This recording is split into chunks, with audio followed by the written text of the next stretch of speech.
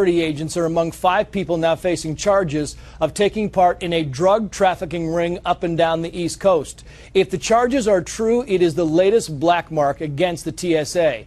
And one of the lawmakers who helped create the agency is again calling for the government to privatize more of it. In a new op-ed, Republican Congressman John Mica of Florida says the TSA is spiraling out of control.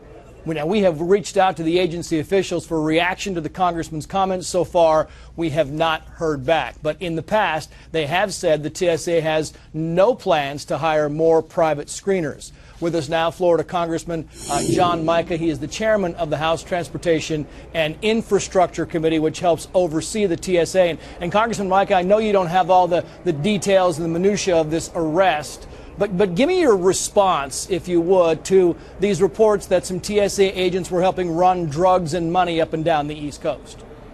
Well, it's very disappointing, and unfortunately, it seems to be a repetitive pattern. And TSA is an agency that cries out for reform. This week, Congress is going to change some of the way it operates. And you say reform, and this is overlapping. I'm sorry, sir, the satellite delay there. What reform are you talking about? Are there too many TSA agents? Are there not enough? Is it bloated? Are we spending too much money? What specifics would you change? Well, TSA, first of all, needs to be changed into a security agency, not a big personnel agency. They can't manage. Now we've grown from 16,500 TSA screeners to over 50,000. We have 8,000 administrative personnel in the field, more than 8,000. I have 3,820 bureaucrats in Washington, D.C., making on average $105,000 a year. So it's an agency that, from a cost standpoint, $2 billion to $9 billion.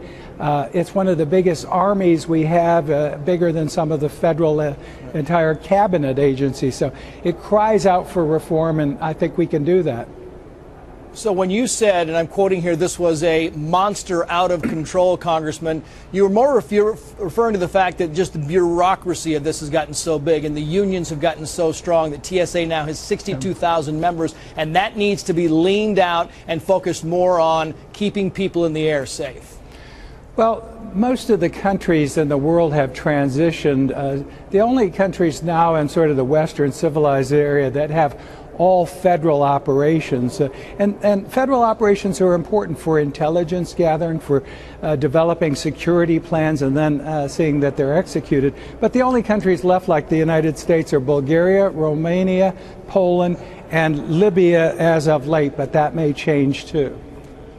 What's the hope of bringing private security companies in? Better security? What's your hope? Well, again, you have to have the right mix. The federal government still needs to be in charge, set the rules, set the operations, do the auditing. But right now they're the administrator, the operator, the regulator, and the auditor. And that pattern never works. So we need to refine who does what and then hold people responsible, and in a personnel management system for screeners that's best run as the best models we've seen from Israel and around the world is a combination of federal and government supervision with private operation. Florida Republican Congressman John Mica. Congressman, thank you, sir.